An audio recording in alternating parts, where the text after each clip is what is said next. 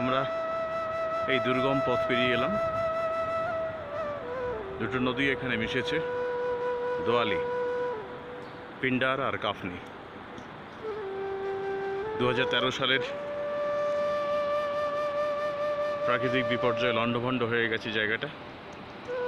ছোট ছোট দুটো কুল বানানো আছে, সেই টোপকে অতি কষ্টে এলাম। দেখতে পাচ্ছি দূরে ঘোড়াওয়ালারা আসছে। এইটুকু পেরোতে আমাদের 40 মিনিট সময় লাগলো, পথ করে করে। Completely boulder zone.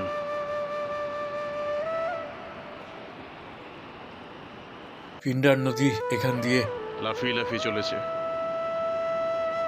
সমতলের দিকে।